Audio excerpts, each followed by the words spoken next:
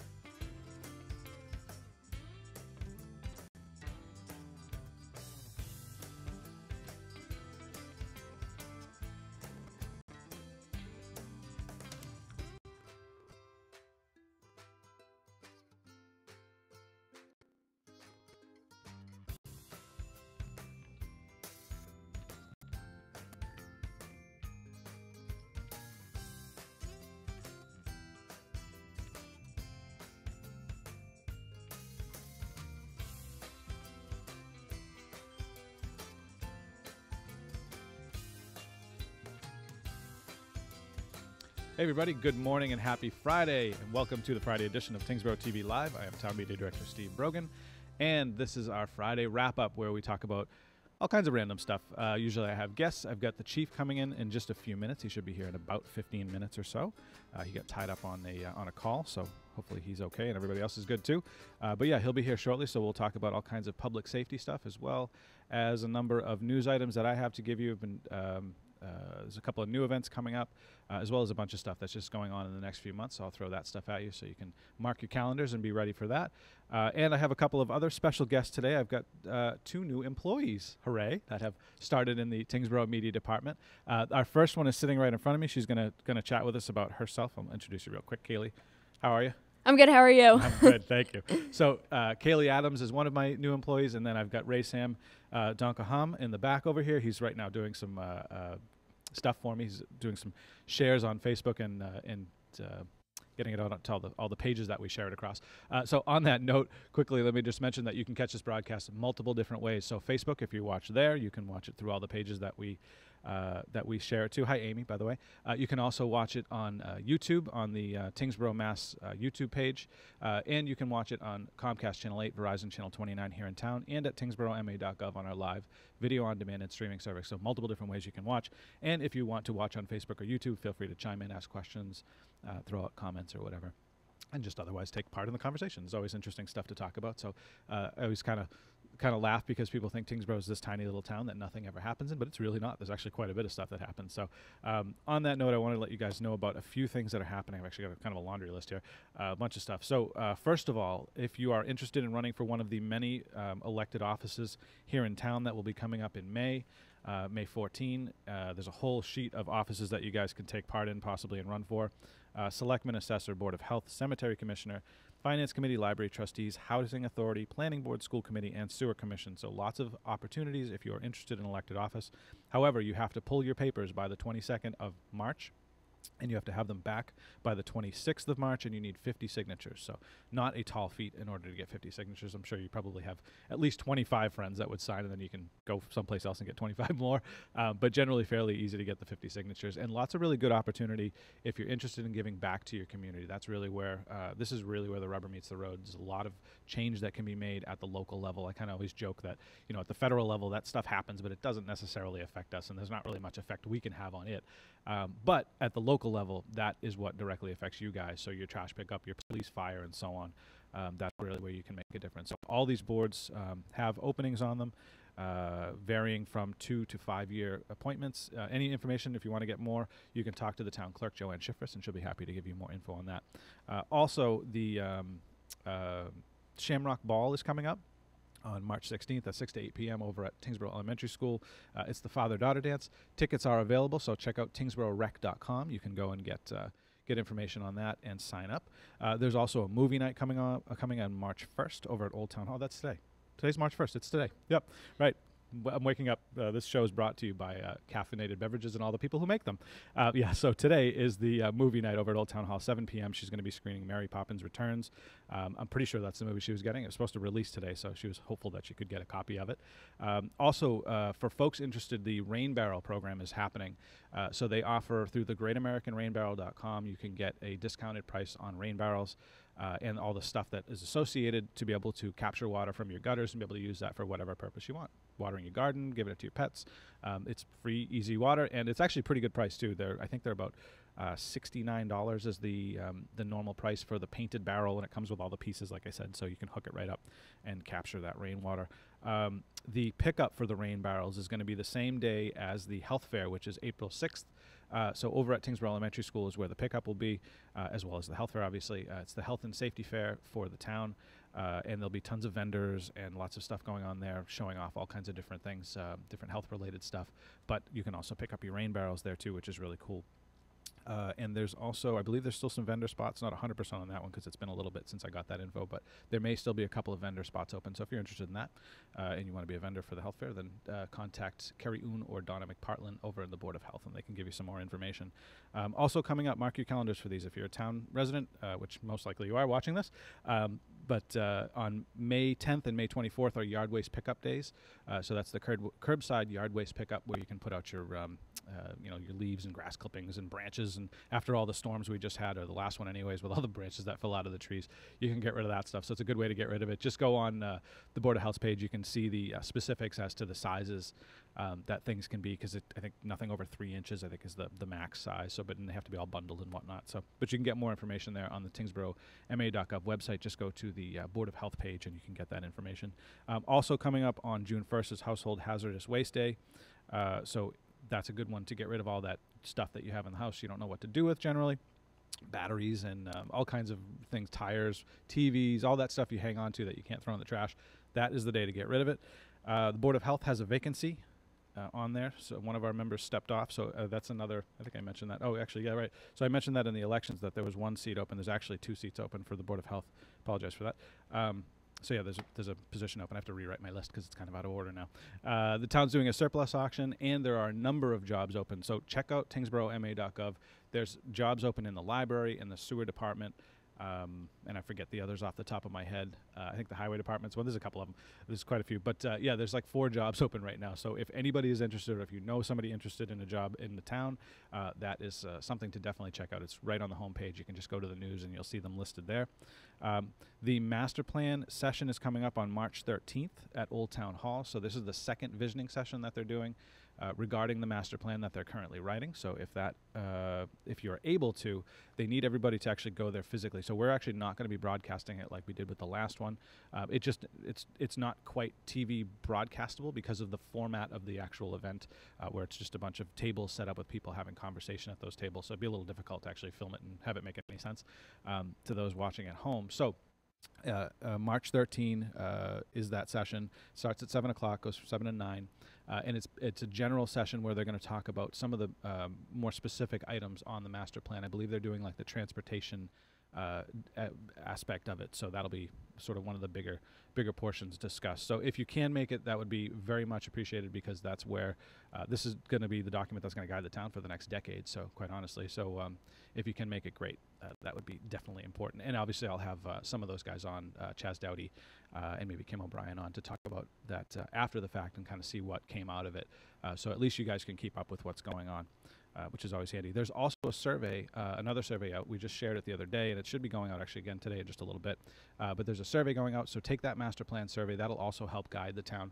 And they use the survey information as well as the live information from the visioning sessions to put that together and then to write the actual master plan with it. Also, cyclical inspections from the assessor's department have finished, but she's doing callbacks now. So if you got one of the notices from the inspector to call back because they weren't able to come in the home, if you can call them back, it's kind of a smart idea too. And you can watch the not last week's episode, but the week before. Actually, no, it was last week. I apologize. The interview I did with the assessor, where we talked about all this stuff, how the cyclical inspections work and what all of this stuff means, and basically some of the different ways you can either you can save on taxes, basically on your property taxes. So there's a lot of benefits to it. I'll let you watch the film for yourself. Check out last week's episode, though, with Lauren Wokel, our chief assessor, and you can get some information on that, on the whys and why nots, I guess, of letting the inspector in the house. There's all kinds of reasoning. Everybody's got their own, but it's kind of funny.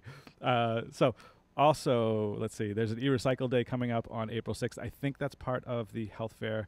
But it's a Girl Scout and Boy Scout troop, or rather Scout USA troop. They're not the Boy Scouts anymore. That's going on April 6th. I got to get more information on that, though, and I have not heard back from them yet, so I'm still waiting. Then finally, I've got, let's see, I've got a couple more here. The Shady Glade and Sherburne trails have been remarked thanks to one of our selectmen and his wife. They've gone out and remarked all of the trails with new markers. So if you are an avid hiker, walker, outdoors person and you like to walk the trails in town, those two have been remarked so you won't get lost anymore. I've actually gotten lost at Sherburne myself a couple times. Right, yeah. It's a good day when you get lost. You're like, where am I? That was a fun day. But yes, they have been remarked, so at least you'll be able to find your way around. They're working on new maps as well, so that will be coming soon. And if you want any basic info on those parks and trails here in town, we have on our website at tyngsboroughma.gov a number of info sheets for each one of the trails and parks that we have in town, as well as paper format flyers here in Town Hall. So when you come in, you'll see them just inside the main doors on the right there. You can get a flyer and check out the different towns and stuff that, or rather the different parks and trails that we have here in town. There's lots of really good ones here too. And then finally, I think I'm at the end, May 4th, 2019 is the Winslow School Reunion. So if you have grown up in town and you went to the Winslow School, they're having this big reunion. They're trying to get everybody who's ever gone to the Winslow School who is still above ground to actually show up to this. No, that's terrible to say. I'm sorry. That's not a nice way to say it. But anyways, they're trying to get everybody who's still here who would like to go to this reunion, go to the reunion. They've got so far quite a list of people to go. They've also got a number of photos, but they're looking for more photos. So that's kind of the biggie.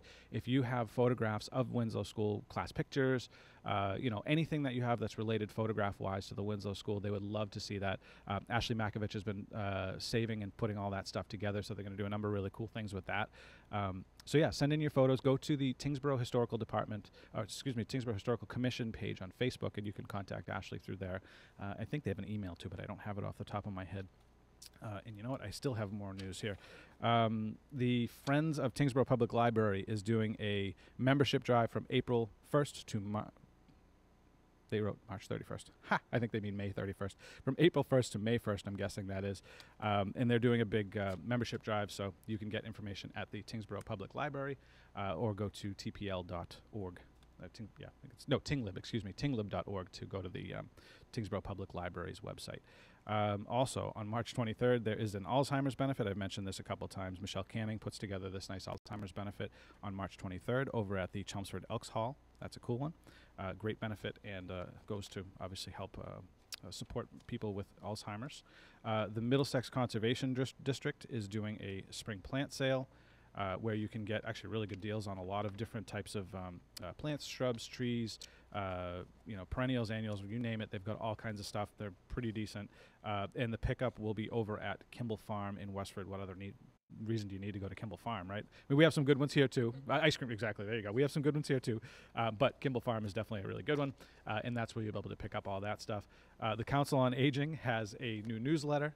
So if you're interested in any of the information there's lots of stuff that happens at the Council on Aging. You guys can go check out and get some information on the council, on some of the events that they have, the bus system that they use to bus the seniors around, which is really great. And I will be doing a video on that in the next couple of weeks. I'm just trying to set up a time when we can go and actually take a ride on the bus, and I'll give you a little quick video on how to access it and who can and so on and so forth. So really good program, and definitely an excellent service here in town. The bus is courtesy of the Lowell Regional Transit Authority, who gives us the bus to use, and they basically cart seniors around for I think it's like $1 or something really small. It's a very small amount of money to get a ride on the bus. It might, I have to ask again, it might not even be that much. I'm trying to remember off the top of my head.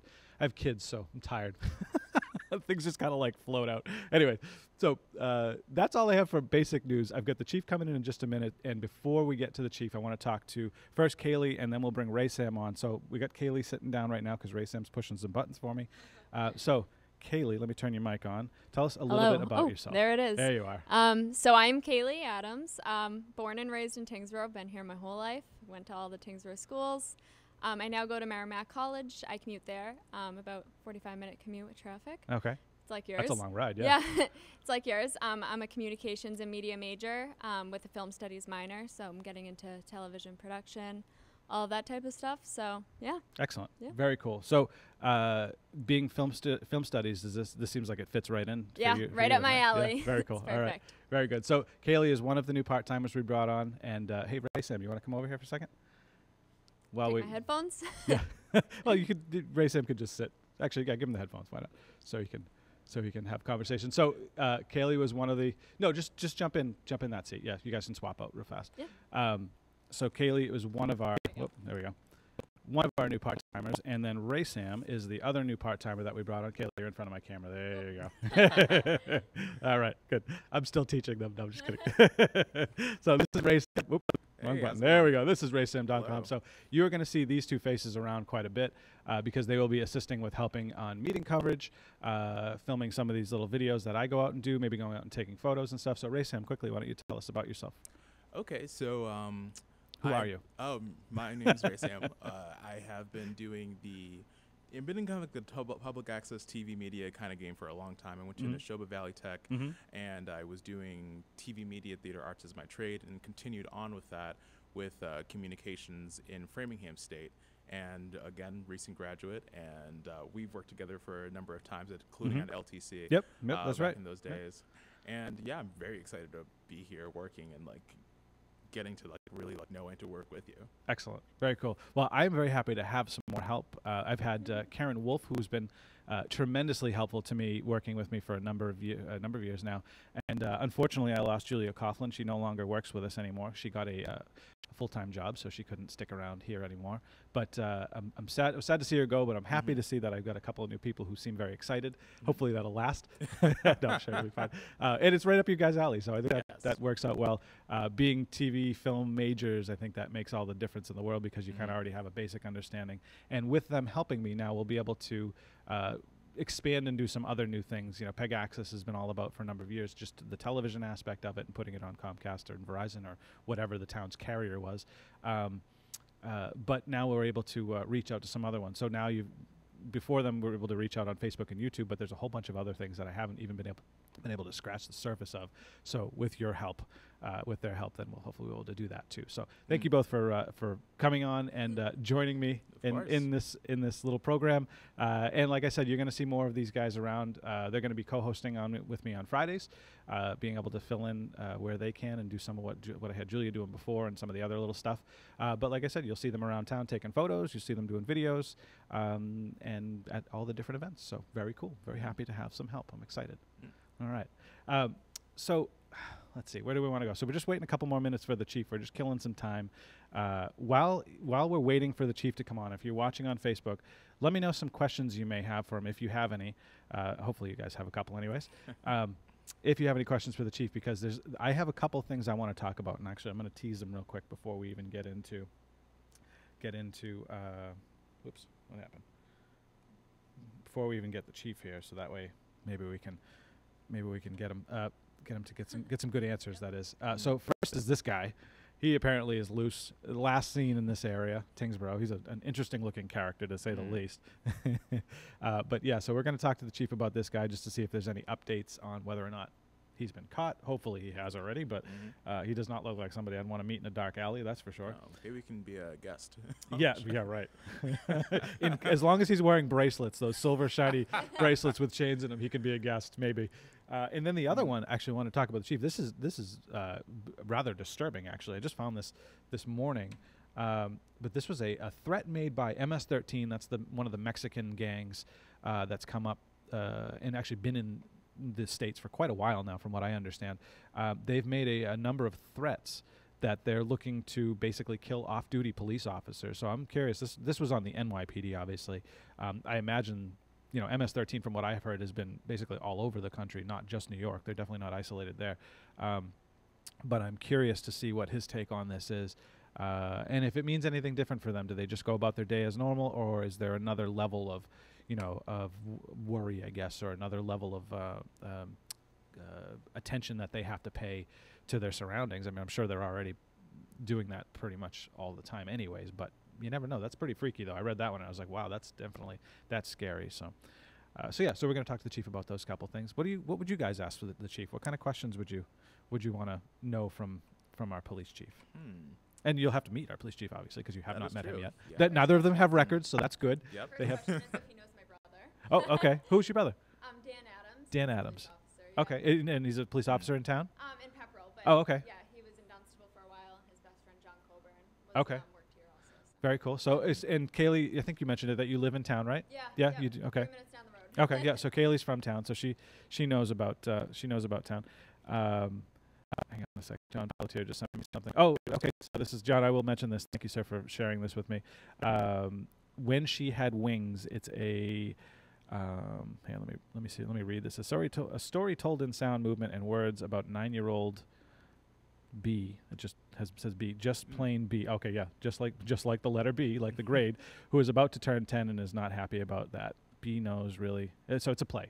Oh, okay. I'm not going to read the whole thing because it's slightly long and I'm not reading it very well. So it's been a long morning. It's only the morning still. Anyways, it's put on by the Friends of Tyngsborough Theatre and the Tyngsborough High School. It's in the Tyngsborough High School auditorium, and that is today from 7 to 8 p.m. So that should be pretty cool. Yeah, maybe I'll send one of you over to take pictures if you're around. There we go. That'd be good use of my new employees, right? There we go. Right. All right. Thank you, John, for sharing that, by the way. Yeah, exactly. So 7 p.m. tonight at THS. That's what John said. All right, cool. So, like I said, we're just waiting for the chief to we're just kind of basically just killing time at this point. Hey. So, Kaylee, your brother works in Pepperell, so we're going to ask the chief if he knows Dan Adams in Pepperell.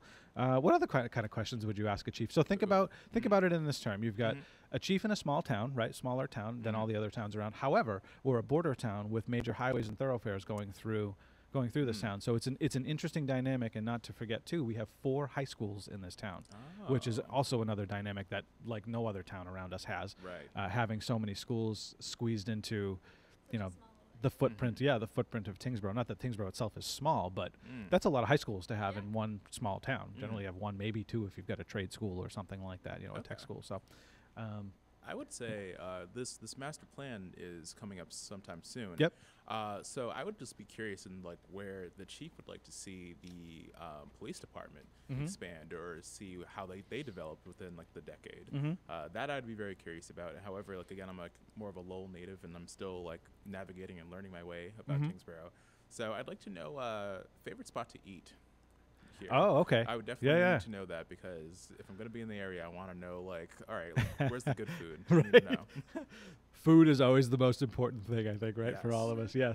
So as far as police goes, and I can give you actually even a little bit on this one because we've talked a lot. So they're looking for a new public safety building, and that's master plan thing right there. That's something that they're definitely looking for, and right now they're exploring where to go. I mean, he can elaborate far more deeply than I can, but that's definitely something that they're looking for as a new public safety building for sure, because they've got buildings that have outlived their useful lives. Let's just put it that way. Okay. It's time for them to be replaced, and they've gone. It's been a long time since they've had a new building. So. For both of those guys.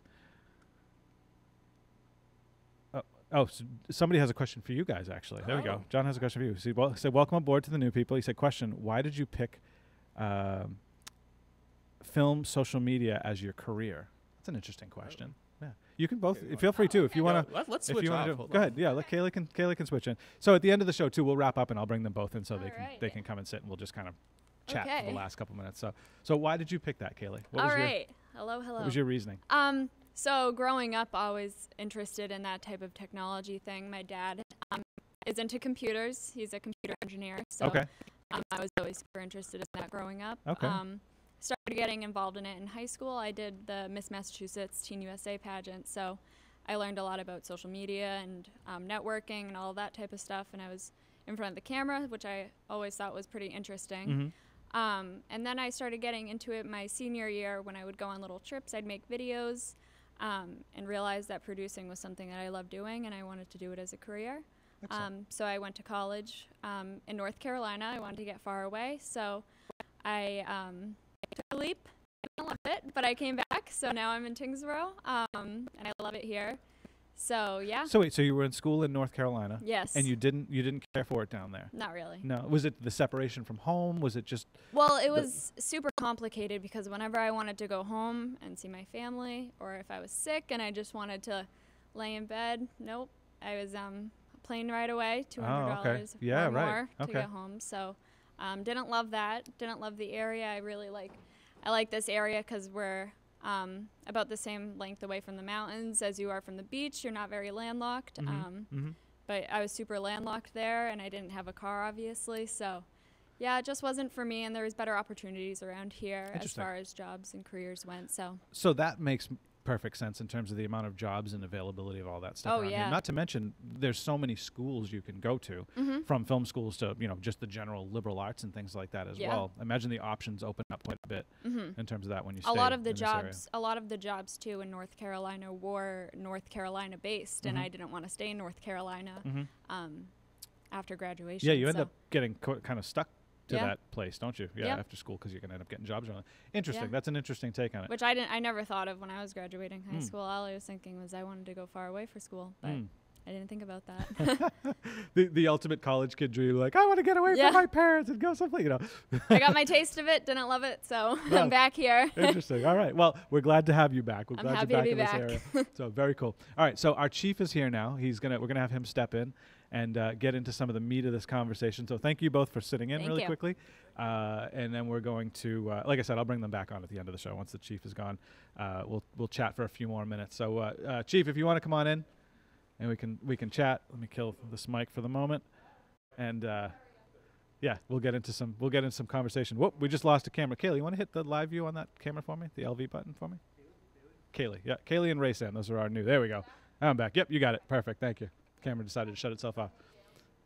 All right. So while our chief gets situated, I'm going to quickly mention what I wanted to chat with you about, Chief. We got a couple of interesting stories that came out. First off is this fugitive that made his way down from New Hampshire. Any idea on whether or not he has been apprehended, or is he just still at large at the moment? He has not been apprehended. He is at large, but I do want to emphasize that we don't know for sure that he is in this area. He is. There's no reason to believe that he's a danger to the community. Okay. But they're looking at multiple communities, and they are looking generally in wooded areas.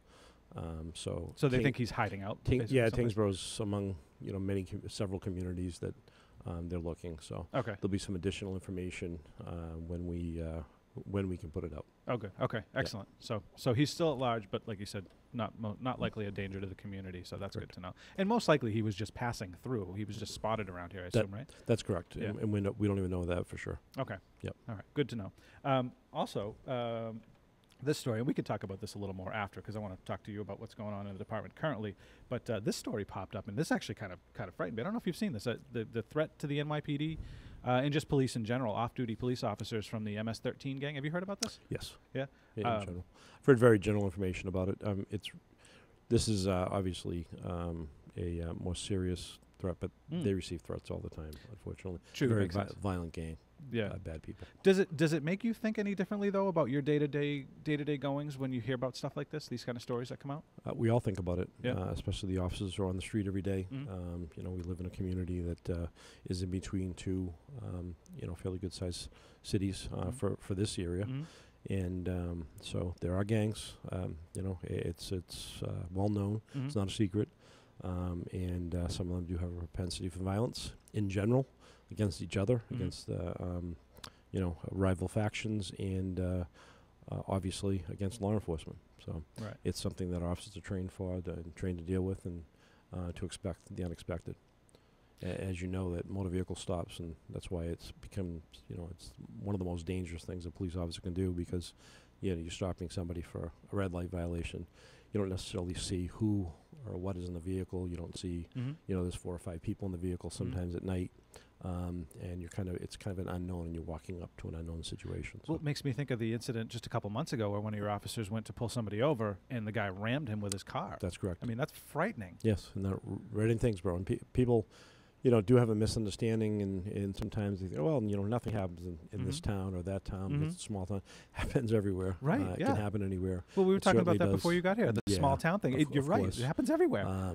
And we all know that. So, and that was a very serious incident. Our officer who received a commendation for that event because he ran into a situation where obviously very unexpected. He was rammed so hard that his cruiser was actually pushed across Pawtucket Boulevard. It was totaled. That was a 1-year-old cruiser, brand new cruiser, Dodge Charger, and it was completely totaled. He handled the situation extremely well, calm, cool, and collective. Followed his training. He did take the subjects out of the car at gunpoint, but no other force was needed, and he did very well. But officers everywhere, anywhere, doesn't matter the size of the community, New York City or town of Tyngsborough or Groton or wherever it is, these things can happen. Interesting point on that too is that this officer was basically fresh out of the academy. He was brand new. And so it's a testament not only to the training in the academy, but also to the fact that you'd think, new guy out of the academy or out of any new training isn't really going to, have the street skills just yet. But I mean, he clearly was able to take care of this incident without any issue. And like you said, think clearly, stay clear-headed. So it's a testament to the training that they're getting. Yeah, it's significant training. We send an officer to the academy. It's 26 weeks. They're gone for 6 months. But in addition to that, we have a field training program. So depending on the amount of experience the officer has, for example, an officer that comes in that we hire as a reserve officer, when I came in as chief, the training was 160-hour. It's a 160-hour program. It's now 360 hours plus. We've added over 200 hours to it. Because it's necessary. Liability, etc. We've talked about it before. Police department's the most significant area of liability for any community. So it's incumbent upon us to make sure that every officer's trained properly, and if we can exceed our minimum standards, we do that whenever possible. Well, that obviously shows in the way they've been able to handle incidents like this. And this isn't the first time either. We seem to have, our new guys seem to get get these incidents thrown. It's almost like you should have that as part of the field training. This is probably going to happen to you. Yeah. That's what's one of the scary things. But I think our guys do a great job. They seem to handle well. We had an officer, you're right, and Dennis Leach, 3 years ago now. But he was involved in where he ended up using force with his firearm and shot a subject. And last thing a police officer ever wakes up in the morning wanting to do. And he did that to save another officer from Chelmsford. And he acted appropriately, and the investigation proved that by the district attorney's office, and very, very newly hired. And I think he was 3 months on the job at that point. Jeez, the poor guy. So. Well, we're glad that all of these turn out well. I mean, it must frustrate you sometimes, though, in thinking, like, so you get these random threats from, gang from wherever they come from. But then you have to deal with sometimes not sometimes, but a lot of times, the worst that society has to offer. So it must kind of frustrate you when you when you hear these threats and things like that. And then you've got people that just act ridiculous, ramming guys with their cars. All you guys are trying to do is just their job. Sure. And they just, like anybody else who does a job, they just want to go home at night and be with their family. It's not like they're out there to try to beat you up or do anything ridiculous. Well, like anything else, 99% of us are, of everyone on the planet, I think, are generally good people and go to work every day and want to raise their families and be healthy. And there's that 1% that just want to see the world burn sometimes, or do other things.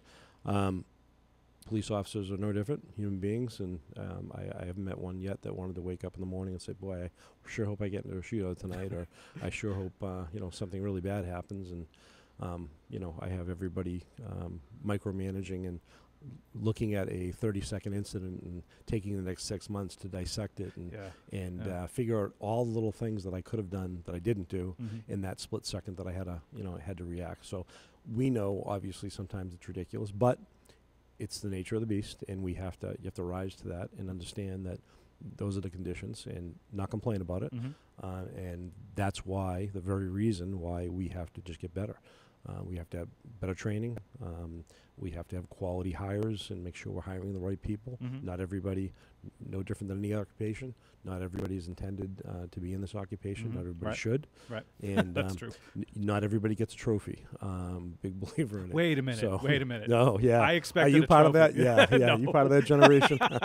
No, I'm just before it, thankfully. Not everybody gets a trophy. I don't know. I never got a trophy if I came in third place. So, as long as I think we continue to do those things and do them better, we have to rise to the challenge and not complain about it. It is what it is. We live in a media crazed time, and everything's social media and everything's instantaneous. So we have to be aware of that, prepared for that. So everything that we're doing should be done correctly, should be done with the understanding that we're in a glass bubble, and it's being seen. So I think there's a lot of responsibility on our heads to make sure that we're doing the right thing. So. Well, I think that can go both ways too. With great power comes great responsibility, and social media being that great power, you have the ability to look back on something and people can armchair quarterback the death out of this thing. But then at the same time, I think a lot of people, the average person, forgets you have to stop, take a step back and wait for, as we've talked about before, wait for the evidence to come out, because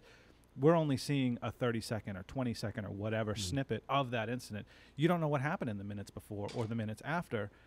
And so you can't really make a real proper decision on what happened by just watching that one clip that you might have seen floating around on Facebook or YouTube or wherever. Absolutely. There's thousands and thousands of clips of, officers doing traffic stops, and suddenly this guy's standing in front of them with a firearm shooting at them. You don't know what happened in the minutes before that. Was the guy out there yelling and screaming, or was he just a normal average Joe that got incited for some, you don't know what happened. So you have to wait for the real story to come out. And with that said, law enforcement has gotten better. There was certainly a time when law enforcement was very closed, non-transparent, and that did not do us any favors. The training was not professional. And the hiring standards were not professional as well, and there were many people in our profession that should not have been here in the first place. Training standards were not adequate. There were things that we weren't doing correctly, and we weren't dealing with situations when they did happen in the right way, which is to be transparent and to be open. If you make a mistake, you first acknowledge that you made the mistake, and then secondly, you identify how you're going to make sure it doesn't happen in the future. Deny does not work. It doesn't help anybody at the end of the day. It makes things worse. Human beings make mistakes. So to me, I think you acknowledge the mistake instantly. It's the first part of healing in any situation. So if an officer anywhere does something wrong, it's more likely than not, in my experience, it wasn't something that they intended to do something out of malicious intent, but maybe they made a mistake. They erred in judgment. Certainly, if it's malicious intent, then they may end up getting charged criminally or whatever it is that's appropriate.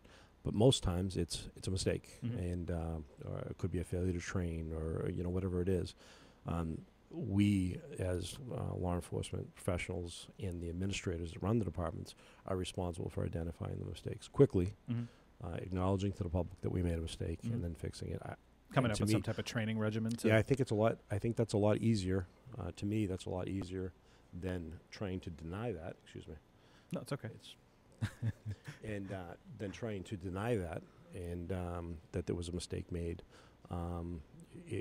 in the past. That I think that was more of a problem going back maybe 20, 30 years ago. And I think police officers in general, police departments in general across the country do a much better job dealing with the media and dealing with these issues head on as professionals. Do you think so? Police have had to change the way they interact with the public, which is very interesting. Is that added into the academy training? Like when you go through training, is there social media sort of training, or just even PR? Like if a camera shows up in your face, what do you do? How do you respond? Well, I think there's. I don't know if they've made that part of the curriculum in the police academy for patrol officers coming out of the academy. Okay. They're not, a patrol officer is typically not going to have to deal with the media. They really shouldn't be dealing with the media. No, but I'm thinking of it in the sense of as far as sensitivity and dealing with it, is that what you're saying? Well, so I'm thinking of it more in the sense of, you do a traffic stop and guy in the car says, "I'm recording this whole thing," or whatever. Like, do they?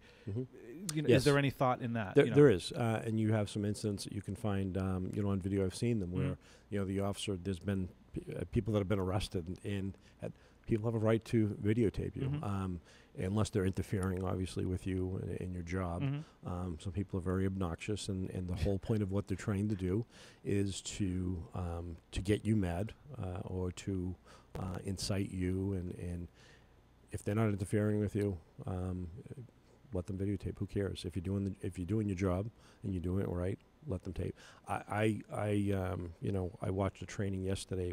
Our officers were doing their annual defensive tactics taser recertification. Yeah, thanks for calling me, by the way. Sorry, I apologize, and I thought about that after. Okay. Next year we will do it at the Tyngsborough Sportsman's Club. Yeah. I want to. Excuse me. It's okay. They probably caught that guy. No, I'm just kidding. That's the phone call. I actually want to thank the Tyngsborough Sportsman Center, the Sports Center. Darryl Wickens allows us to use this facility. It's phenomenal for our training. Beautiful purposes. Facility they have. Yeah, and it was really nice. Great. And talking to my officers yesterday during the training, one of the best training. Just the location itself and just the whole atmosphere was very, very good. But those trainings are built to make it as realistic as possible, and have that hands-on is really nice. And having that, obviously, facility right in town is a great thing. So I apologize I didn't call you. No, it's okay. Nice Don't worry about it. You'll make it up to me, I'm sure. Let's change gears for a minute. So we had some interesting stuff happen, or an interesting storm come through the other day. And I got to say, I give hats off to not only to your officers, but to our highway department and to the electrical company guys for going up on those poles in the middle of like 50-mile-an-hour gusts and stuff. They're nuts. I mean, seriously, those guys have they have very, very good hard hats, I'm imagining, because man, that's I wouldn't want to do that. So anyways, did you expect that much power outage to be lost in town? Seems like we lost power more than we thought expected power outages, yeah. and there's an estimate. We meet prior. There's a team, and obviously as a chief, I'm part of it. The fire chief, emergency management. We get notifications from National Grid. We have conference calls, and they have a general. They have a good algorithm where they make a general analysis of what they expect based on the severity, the winds, based on if there's snow, if it's wet versus light. Depending on the temperature, it's wetter. Depending on if it's colder, it's lighter. That has a direct correlation to how many trees come down or infect the wires. So they have a pretty accurate algorithm. Tyngsborough did get a little bit higher hit than expected. I think at one point our peak was 3,000 residents out. We were one of the higher communities in this area. And in fact, we had more outages than Westford, which is almost double our size. So or is double our size. Right. But it was dealt with pretty quickly. I'm pretty satisfied with National Grid in the way they responded. Well, they seemed like they were right on top of it. Yeah, they were, and we've developed. There was going back probably 6-7 years ago. There was an ice storm that people had power outages for 5 days, 7 days, a week. Yeah, roads that we couldn't access, and really? Yeah, without going much further, there was an investigation. The Attorney General's office got involved from the state. National Grid made a lot of positive changes, and one of the things we have now is we have actually direct communication. I actually received, I get personal text messages from one of the district supervisors of National Grid as the police chief, updating me even into that evening. This is exactly where we're at right now. The fire chief gets the same ones, letting us know. And so we have that direct access. And one of the things that they would do prior years, going way back, would be at town of Tyngsborough. If they only had 12 vehicles in the area, they'd all be in Lowell. And and none of the vehicles will be in the surrounding towns. Now they're actually assigned to different communities, so there's always vehicles. And that's typically how it works. And there's a better identification of the issues, and they're prioritized much more effectively. And so we can get things done. If Norris Road is hit in the school's power, well, that becomes obviously condition red, so that's a priority. If there's any infrastructure that's like elder services, if senior center or senior housing is down, that becomes a higher priority than general population areas. So they'll dictate by zone depending on what's important and in we that. prioritize it. So we can prioritize it, and we can move things up the ladder. You know, if we have 3,000 customers out, but we identify these 2 locations, which, you know, one's our high school and school area, or one's our, you know, senior citizen complex where people are more vulnerable to the cold, that becomes the priority. And we, you know, the fire department does a good job. The Chief Russell opened up a warming center at the senior center. We get those available and everything else. So I was at, obviously we're never happy with losing power. We live in the Northeast. It is what it is sometimes. Unfortunately. And we had a little bit more than expected, but I think it was taken care of pretty quickly. Does National Grid do like do they go out and not attack trees, but trim trees preemptively to make sure that, or to mitigate some of the loss, some of the limbs falling on wires and stuff? I think we had this conversation. We did the other day. They do. They do, and that's one of the. I think that's one of the things they've tried to do better. I think they learned their lesson after some of these last storms. We're in New England. You know, the trees grow pretty quickly, and without that constant mitigation program of cutting limbs back, etc. There's going to be more damage, and you know, wires are going to come down that would have otherwise not come down because of, you know, a giant limb hanging over a wire. Well, you know, eventually it's going to come down, heavy snow, etc. So that's taken into account. They have much more aggressive mitigation program, but you know, there's some things you can't forecast as well. They've got to keep taking them down, because if you get an early storm, for example, in October, like we did 7-8 years ago, where there's still leaves on the tree, just that little change, leaves on a tree versus no leaves, the snow sticks to the leaves, it's heavier, and significantly more branches come down, limbs come down, they hit transformers, they hit wires, they take down a lot of equipment, and we have a lot more outages because of it. Dave Leo says it equals overtime. Dave, you're always thinking about, he's one-track mind. I love Dave Leo. He's a good dude. He's hilarious. By the way, Dave, contact me at some point, because I want to have you back on the show to do more canine stuff. That'd be fun. But what was I going to... Oh, so you had an interesting factoid, though, is that they have it on... He's a Chelmsford officer. I just want to make that clear at public. He is. He's a very outspoken officer, that's for sure. You said that they're on like a 6 or 7 year schedule, too, because that's kind of the time frame. Yeah, unless that's changed. Typically... my understanding, at least, unless that's changed over the years, at one point, their goal is to get kind of to everywhere within 7 years. Okay. So if you take any 7-year time frame, they would have technically cut back everywhere in a particular community. Okay. So, you know, 1 year they might be hitting this part of town, and another year they might be hitting this part of town. But at the end of the 7-year cycle, they would have cut back everywhere. So it's a constant work in progress for them. Okay. Yep. Is there a place, and I imagine there is, but is there a number folks can call to report like a tree that they see that's leaning over wires or anything like that? Yes. If you think I have it on top of my head. No, I didn't expect you to. I'm just so this is you're trying to get me. No. I tell you what, I'm going to Google that. We actually have it. We've had it on our social media site, and we do have that information, and I'll send that to you, and we'll put it out. Okay. We do normally put that out.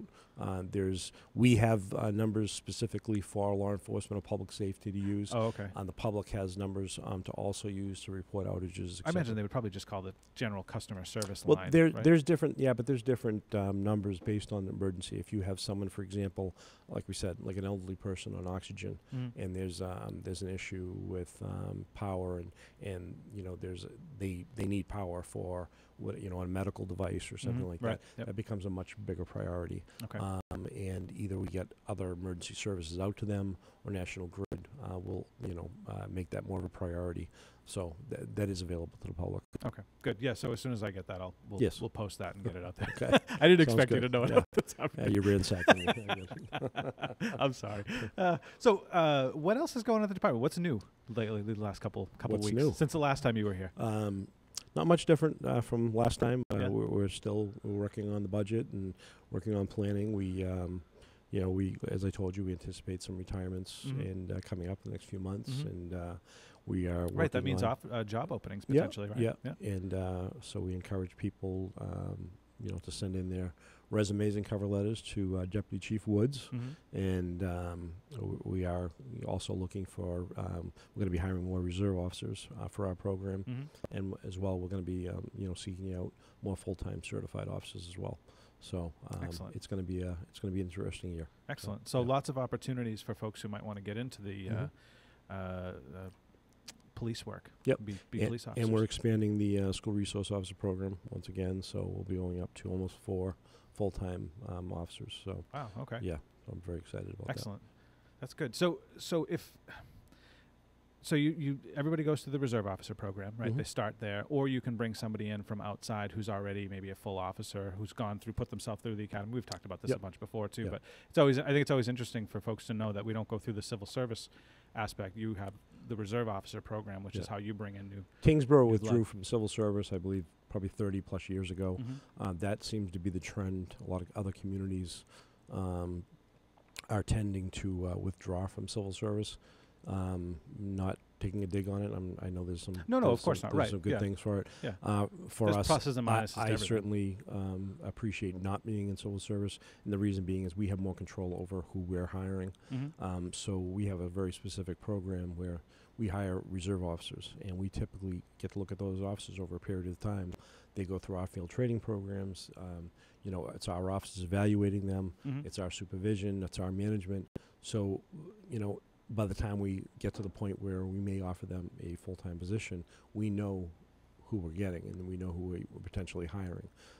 You hire somebody for a 30, 32-year career, you want to make sure you're getting the right people. So it's a really good opportunity. With that said, last year we faced some quick growth where it's very expensive to hire somebody who's not full-time certified, to hire them, then send them to the police academy for 6 months, and lose them for 6 months while you're paying the salary. So there's a balance there. And last year we were fortunate to hire an officer, Bethany Bonzar, who's our school resource officer in high school now. One of our new SROs. Does phenomenal, and she's been a phenomenal pickup for us. She came from another department with about 5 years of experience. She was full-time and obviously full-time certified. We hired another officer from our reserve program who was also full-time certified. He put himself through. So right there, huge savings for the town. So there's a balance. We have other reserve officers who do a phenomenal job, who aren't full-time certified, and they're going to be given the opportunity as well as job openings occur. Excellent. So some good opportunity there. Absolutely. So I've been thinking about some other topics we can do some shows on. I'd love to at some point bring in one of you detectives to talk, maybe Cindy or Peter or whoever you want, really, anybody you want, because I think it would be fascinating to talk to the detectives. I'd love to hear sort of, and I'm sure other people would as well, like how that whole process works, the detective process, because it's probably the same process for every case, but every case is different, right? I imagine. So. Yep, I was in there 3 years myself. So yes, I'll volunteer one of them, and I'm sure they're gonna love that. They're gonna be so mad at me after. Everybody likes to go on camera.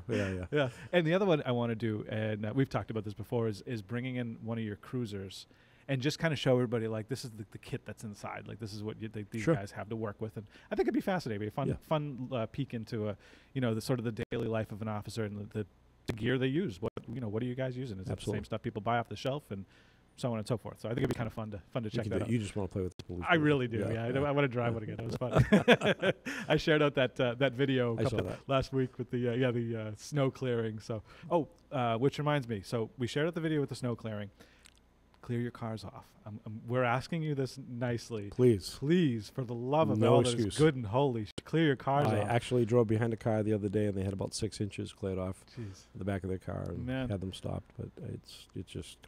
Come on. It's ridiculous. Yeah. I mean, seriously, because the problem is it's not, you're potentially putting your own life in danger, but you're putting other drivers in danger, and that's the problem. And I think we kind of proved that with the video we did. If you're going fast enough, that snow's going to go flying off. Well, it's shocking to me that people, it'll clear off the highway. Where do you think it's going? Right. It's going behind you. Yeah, it's going to hit the car behind you. That amazes me. How many times a year do we see pictures and video of these cars that have like the windshield smashed out? Yep. And the people most of the time are lucky because the windshield is able to hold it back, but sometimes not. Sometimes it goes right through. Yep. So clear your cars off. But we got 2 storms coming up. So and I'm sure you guys will be busy. Maybe we can do a ride along or something during this storm because it might be kind of a fun one to do this. But we've got potentially a foot of snow coming. Let's hope it misses us. I'm so hoping, but it's looks like South Shore and could go north. Who knows? We'll see. Yep. When we'll know is when it happens. Yes. That's when we'll find out. Exactly. So we're almost through it though. Are there times of year for you guys that are tougher than others? Like, is the summer a tougher time of year for law enforcement, or is the winter? Does it matter? Does it just kind of No, I think it's just different issues Yeah. at different times. Yeah. During the summer tends to be more, people are on vacation or partying or, other things. Makes sense. So, there's different type of things going on, and more parties and disorderlies and those kind of things. And Well, how about like incidents? So do you have a time of year that has, say, more traffic accidents? Is the winter worse than the summer? Yeah, okay. Yeah, winter. Or medicals or, that kind of stuff. Does that happen differently? Not really. I mean, there's certain things, we get people over the holidays. It tends to be more of a time where people are depressed or down. We get more of those type of calls. Okay, yeah. A lot of domestic calls over the holidays when families really? get together. Unfortunately, why am I not surprised? Yeah. So you burned the turkey. Summertime, tends to be a little bit higher in home break-ins. Yeah. People going on vacation. And it's why we always encourage people to reach out to us. We do vacant home cards where you let us know you're going for a certain period of time. It's a card that gets filled out, and our offices only have it. It's a confidential document, obviously. Oh, okay, that's interesting. And our offices will make physical checks of the exterior of the house. You let us know if there's supposed to be any cars in the driveway, etc. Even a drive-by. If we see a car in the driveway, that wouldn't be suspicious normally.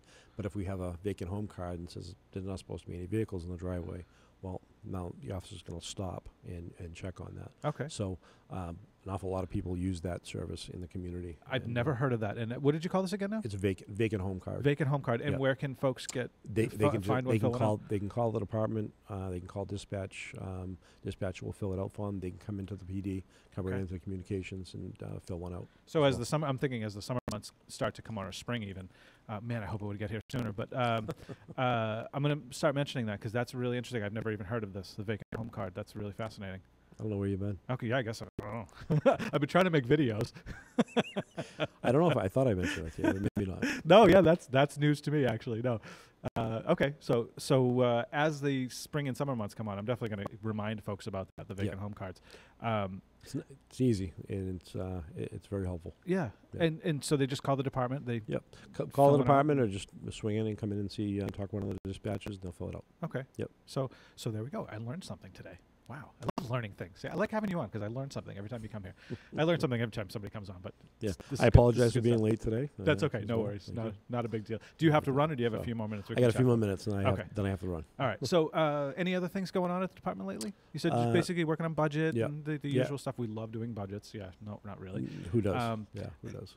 It must be complicated though for you guys, because so you're not only worrying about your staffing and the usual stuff, but you have equipment maintenance and things like that to take care of vehicles, all that fun stuff. But then you also have a number of like upgrades that you're currently working through with your communication systems and taser, all that stuff, all the gear and stuff that. Well, we're still working. We had a meeting, the fire chief, me, and the town administrator, with the architects that were hired to basically do an analysis on some potential spots for public safety buildings. So we're still, hoping to continue to move forward in that direction, and we'll see where that ends up going. So we've got a lot of other things that we're trying to work on. But the equipment is a constant issue. The vehicles are always moving, so we have a constant rotation program, and then the equipment, goes from one car to another car when one's taken down, and or if we have damage, those kind of things. But we have constant upgrades to other pieces of equipment, tasers, those kind of things. We just had a capital meeting the other night. I went on a conference call with them, and just to speak about some of the things that we had asked for in the upcoming budget. And it's pretty typical items: radios, portable radios, cruiser radios, tasers, but they're just all very expensive. Yeah, I can imagine. This is not inexpensive things. And you're not just buying onesie twosies; you're buying enough for the whole department, basically. At this point, so. Yeah. Well, we've been replacing our portable radios. When I started doing a replacement, most of the radios I started, I think 4 years ago, was the first step of replacing all of them for everyone in the agency. Good portion of the radios were 20 years old. Wow, really? Radios, yeah. Jeez. And the new ones that we're buying cost roughly $2,200-$2,300 a piece. Wow. Yeah, they're very expensive. That's way more than I would have thought. The cruiser radios are roughly $3,500 a piece. Wow. So the tasers are over $1,000 a piece. And there's not it's not like you can go out shopping and you know, try to go to Amazon and get a better price. It's it's us trying to get the most out of our equipment and make it last the longest, but we're required to maintain it and obviously keep a certain amount anyway, regardless. And well, of course, you need this stuff to work. I mean, if you can't communicate, you know, you have life-threatening situations where you have to call. Yeah. You know, or your taser has to work because, again, it's a life-threatening situation, something like that. So it's not like. And that's one of the next big upgrades that, you know, with the town, and I've already had initial discussions with the town administrator, and at some point, hopefully, we'll be able to, you know, figure out a public safety building, and but we are going to need to upgrade our radio system, for example, and everybody knows that, and we have an aging system, and that radio system just doesn't control just for the police department; it's fire department, a highway department, and we need to upgrade to a digital system, and we have a lot of you know, dead spots in town, and so there's some needs there, but there's always needs. Every department has it, and as the town grows, it's inevitable. Yeah. So. Do you play that into your budget as well, like the forecast of the town to grow in population? Well, yeah, we certainly do, and but it's more for us based on volume, call volume, as well.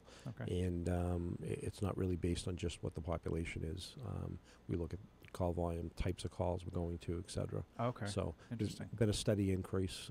Our department, if you look at it, we really haven't. We were at a high of 26 in 2006.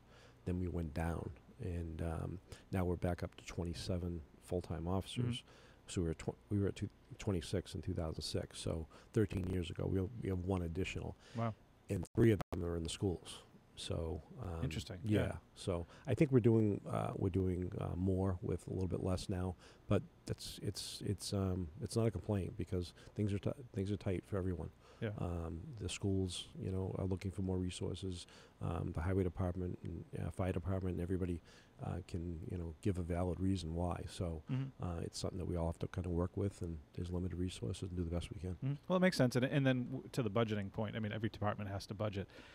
You know, highway department has to replace a truck, but they know that they're going to have to replace that truck, just like you would with cruisers. And they're not cheap. Right, and that's the thing. Their trucks are cheap. I mean, fire department's getting a truck, and it's what, $600,000. I mean, that's you know, not a small amount of money. But there's it's a legitimate expense. Absolutely. Right. Because if you don't have a fire truck, then bad things happen. Same thing with cruises. Dave Leo says that you don't have Tahoes. Apparently, he likes Chevy or GMC over Ford, I guess. Yes, no, we don't. They cost too much money, Dave. Thank you. Oh, that's awesome. Well, I want to thank everybody for watching too, real quick before I forget, because we got a lot of good viewers. Is there a button you can click to block? Oh, I totally can. Yes. I wouldn't do that. I'm gonna get hassled for that one. That's all right. We like to have fun. So, what else? Anything else before we wrap it up? Nope. I just everybody, please be safe. Depending on how much snow we get tonight. It doesn't look too bad tonight, but I don't know. Hearing varying forecasts, so. So tonight's, I'm just looking at national weather right now. Possibly 1 to 2 inches. It looks pretty small. National weather's got 2 to 4. Did they up it? But that's still not. We're getting varying reports, so we don't know. At least it's overnight. But the big one though is supposed to be the Sunday into Monday storm. With right now they're saying 5 to 9 inches. Yeah.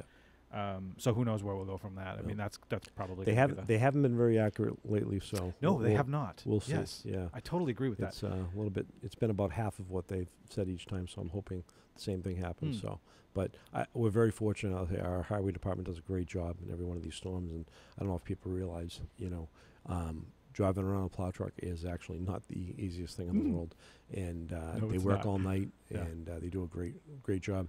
And I can tell you, driving into other communities or driving into New Hampshire, our roads are in very good shape, and it's not easy to do. So yeah, no, you're right. I did a couple of videos with them a couple of storms ago last year. And boy, that's not an interest. I mean, not a job that I would want to have to do all day. I mean, seriously, because I mean, you sit in that cab of that truck, you're way up high, so you think I've got this commanding view of the road, no problems at all. But the truck itself, the ones especially with the wing on the side, the ones who have the plow blade on the side, the extra blade that is, that blocks your whole right side. You cannot see out your right side. There's no vision there.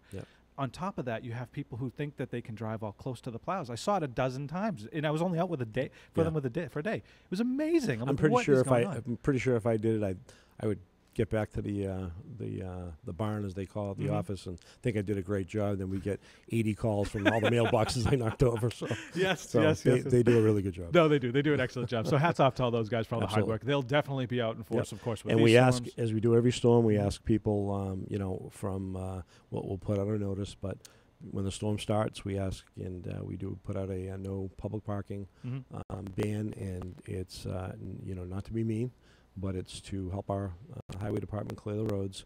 When they have to go around your car or avoid it, they can't plow everything, and it makes it much more difficult for them.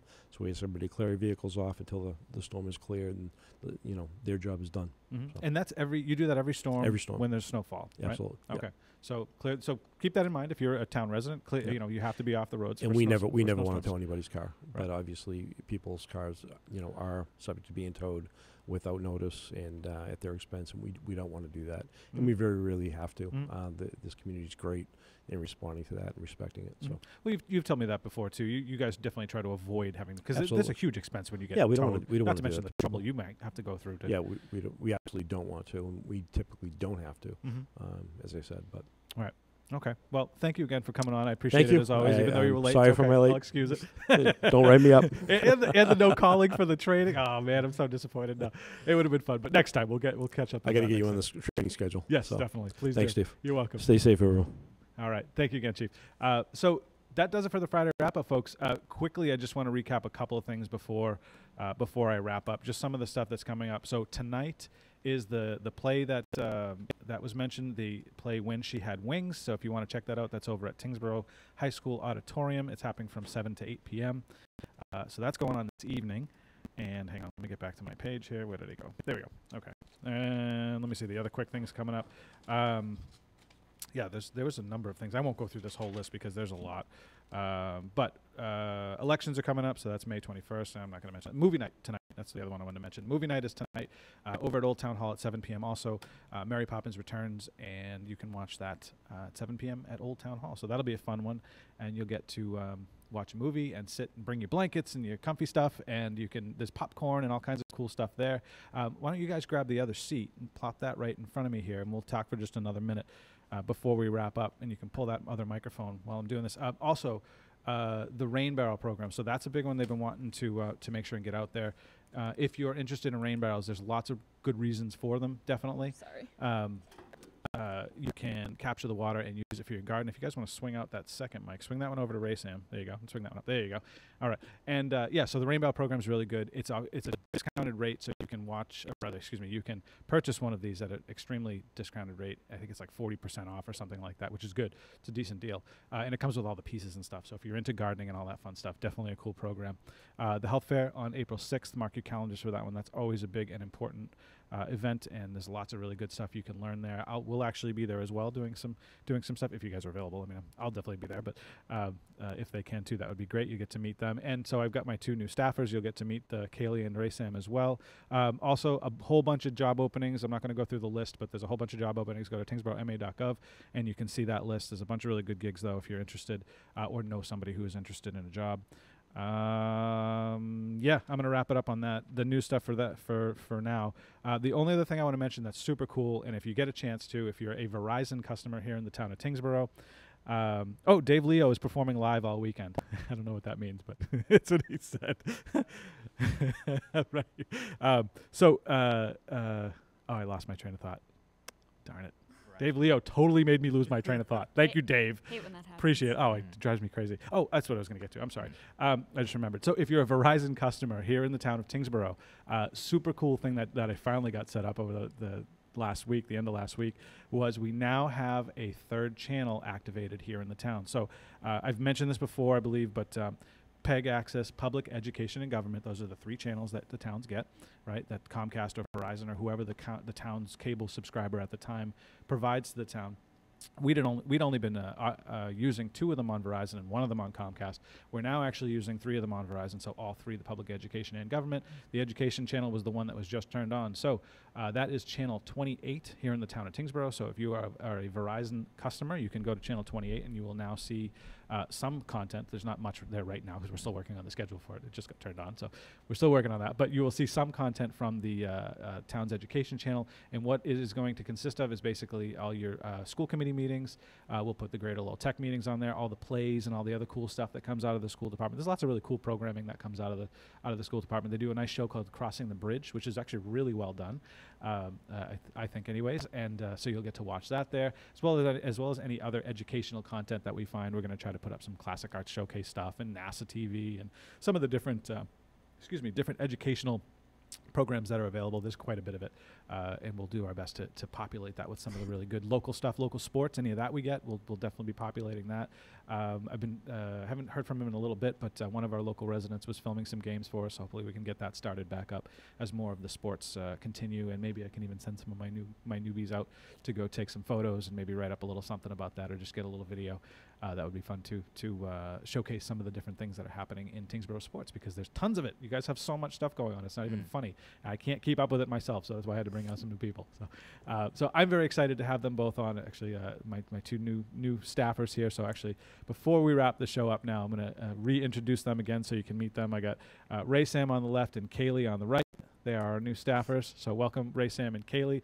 They are our new media associates, and they're going to help with coverage and all that fun stuff. On Fridays, they'll be co-hosting with me, so that's cool. Be able to have you guys sit and pull up stories while we're sitting and chit-chatting, and then you guys obviously will be chiming in and having conversations. So it'll be very, very fun, very interesting way to ramp up the show.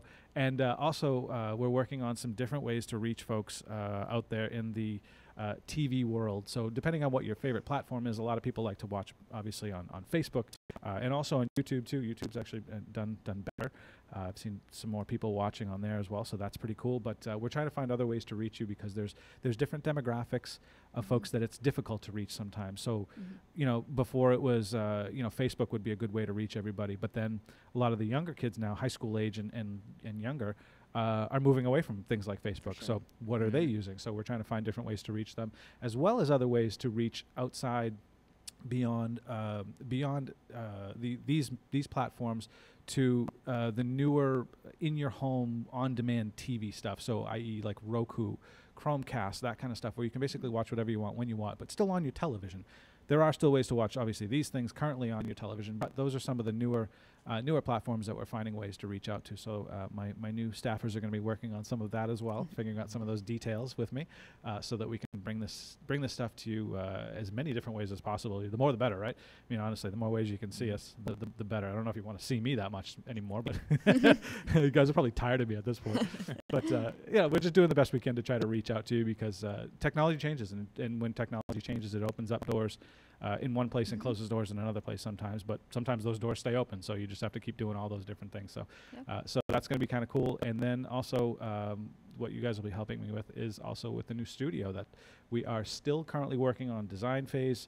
Our architect hopefully will be finishing up very soon. I think he's actually supposed to be done the end of this month, so I kid there. He's actually a really good architect. He's doing a good job, a great job, I should say.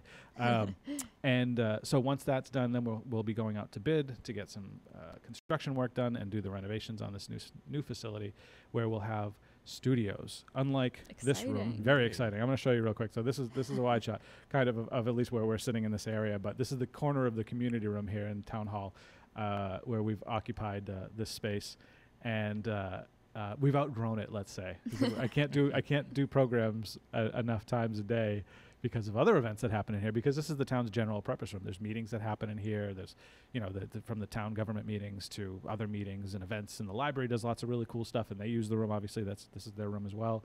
So it'll be nice to have our own space to be able to do that stuff. Yes, to have our own home. So let's talk to Kaylee and Ray Sam real quick here. So what do we want to know about you guys? We know you both went to school. You were both film majors, right? Mm-hmm. Okay. Mm-hmm. You're both into photography, right? Yeah. Somewhat. Ray Sam's more video than the photography aspect, but I've seen you've done some photos, so I'd say you're in photography as well. Mm-hmm. What has been? We'll start with Ray Sam. Mm-hmm. What's been your favorite aspect of this sort of the film video genre of life? Ooh, I would say a big thing for me is telling stories. Okay. Okay. I would say, like, in terms of filming, I would say documentaries have a special place in my heart. However, with television, which is where I like lean more towards, I really like comedy. I really like to be able to like make people laugh, but also make people think. Okay. All right. So that is just like a really good time, and it's also one of those things where I'm like, oh, very versed in like I could be on camera, I could be behind the camera, editing in the lab. Like I love all parts of that industry. Nice. For sure. Very nice. How about you, Kaylee? I agree. And there's a lot of creativity in the field. You can have a lot of fun with it. Yep. So I really like that about it. Excellent. Very cool. So what's your favorite aspect, though? What would you say is your most... I like putting things together. I like taking clips and putting them together and doing transitions and music and all of the things that you can do with it to make it better, I think is awesome. Okay, very cool. So, yeah. So they're going to be helping out a lot, doing lots of fun projects for us. And again, you'll be seeing them around town. They'll be taking pictures. They'll be, at events and things, but you'll see them here at Town Hall, filming meetings and so on. At town meeting, that's going to be fun. That'll be a fun trial by fire for the two of you guys. Boy, if you've gone, well, if you're a town resident, hopefully you've gone to Town Hall or town meeting rather, excuse me, and gotten to see that event. It's an event. Yes. Let's just say it's an event. It's quite an interesting meeting where a lot of town folk actually show up. It's pretty well attended. You'll learn a lot. You'll all learn a lot. It's going to be fun. There's always something to learn. That's for sure. It's a very interesting event. But we're happy to have you guys. Happy to have you guys on. Happy to have some help. I like that. I think I'm very appreciative of that. So I've had Karen Wolf, who's been phenomenal. She's my other part-timer. She's been here for quite a number of years now, helping out, and she's done really well. But it's nice to have a little extra help now too. It's a lot of work. It is a lot of work. Yeah, we'll be able to do some extra cool things. So. All right, I'm going to wrap it up. I've been rambling for a while now, so I'm going to let you guys get back to your Friday. It is Friday. You can go home in just a couple hours. What is it? It's 12:30, so you get 4.5 hours, and you can go home and relax and crack your favorite beverage of choice and just sit and enjoy the rest of the weekend and wait for the snow, right? You wait for the snow to roll in. My goodness, I'm not excited about snow. Me either. No, not fans? No. No. I mean, it's one of those things where, like, once you're in like New England long enough, you're like, all right, this is just a part of it. It is. You're right. I'm sick of it. Yeah, I'm with you, Kaylee. I'm with you. I'm done. I've had it. It's been too much ice. I can't do it anymore. It's not even that we've had a lot of snow this season. I just hate the cold. I'm tired of it. I don't want it anymore. I want summer. It's been wicked cold. Yeah, it has. Yeah, I don't like it either. Yeah. It's driving me crazy. It's definitely, I feel like, the sporadic nature of it for sure. Like it's just like, oh, like was it snowing today this morning? And after you're like, it's just like sun everywhere. Yeah. And the roads are like for the most part cleaned off. I'm like, the weather has been, maybe it's just me, but the weather has been wacky. Like we've had 60-degree days next to 20-degree days next to an ice storm with a windstorm followed right behind. Like what is going on? And then there's Seriously. some beautiful days mixed in there. Yeah, you're right. That's what I mean. Like you got a 60-degree. We've had days where we've gone from literally 60 degrees to the to low 20s or below within 48 hours or less, 24 even in some cases. Like, come on, what is going on here? It's crazy. Anyways, that's my rant. It is, but like even just like it coming from within the country up here, like we're getting like kind of like the remnants of it because I think in like Illinois, like a while back, it was in like the negatives. Like it was like, oh, we had that one a couple of weeks ago. Yeah, that was rough. That was really rough. It was. I don't want to be out there. No, it was really cold here, and I can't even imagine. They were talking about like minus 50s, and with the wind chill like the minus 70s. I think it was Chicago. You're right. Well, Chicago had a warning they put out. They said not to go outside. If you were out for more than a couple minutes, like everything, your eyes would freeze up. It was that cold. I mean, it was one of those just ridiculously cold. I heard on the news that some lady was walking in her kitchen with a glass of water, and she went closer to the window, and it started freezing up. Which is crazy. That's frightening. Yeah, that's like some day after tomorrow kind of stuff. Right there. I would not want to like just go out and have my front yard be the Revenant.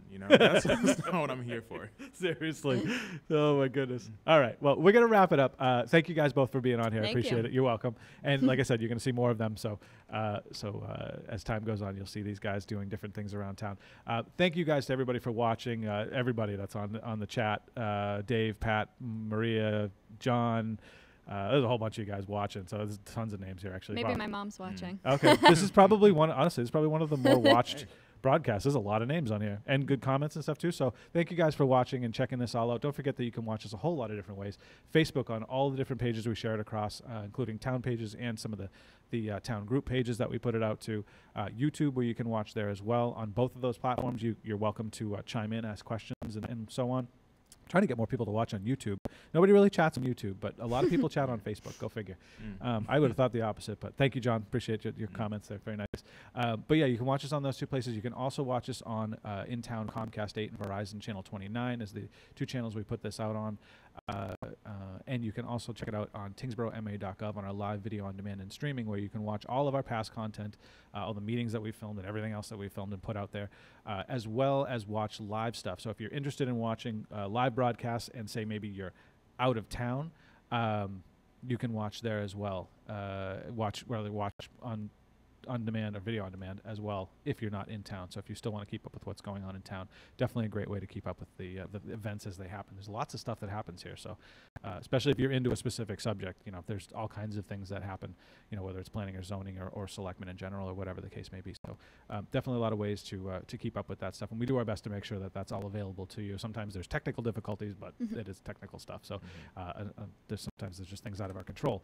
That said, our VOD is up and fully working properly again. Thankfully, after a switch over with the company that we use, they went from one server company to now an Amazon server company. So hopefully that's going to be more stable. It's Amazon, so it's pretty good stuff. So anyways, watch us on all the different places you can check us on. Don't forget to like, comment, share, subscribe to all of the different platforms, and especially if you're on Facebook, if you guys can give us a like or a share, that really helps, because that helps to beat up Facebook's algorithms and gets the stuff into your feeds more often. It also helps to show this stuff to your fellow community members so that they can learn about what's going on in town. We do the best we can to get as much information as we can out to you guys, so that you at least have something to go on from the town, so it's not just a black hole where you have to go digging for yourself. We try to put it out to you so you can at least have some information. And most of the stuff that I get for you is from the websites that we use in town, tyngsboroughma.gov, the police website, the library website. Some of it comes from other places, but the majority of it can be found there. So if you're ever wondering about anything, feel free to go on to those websites and you can take a look for yourself and see what's up. And also, if you have questions for me, sbrogan@tyngsboroughma.gov, I'm always happy to try to get some answers for you. I've had quite a few come in actually recently. So feel free to email those in, and I'll do the best I can to ask who it is, who it involves, to get answers for you, so that at least you can get something. But you can also call up Town Hall 649-2300 and talk to the department specifically. They'll be happy to answer your questions. Everybody here is really great about answering questions, working with the public, and doing all that stuff. So definitely don't be afraid to call and ask. And yeah, that's about it. All right, I've rambled a lot.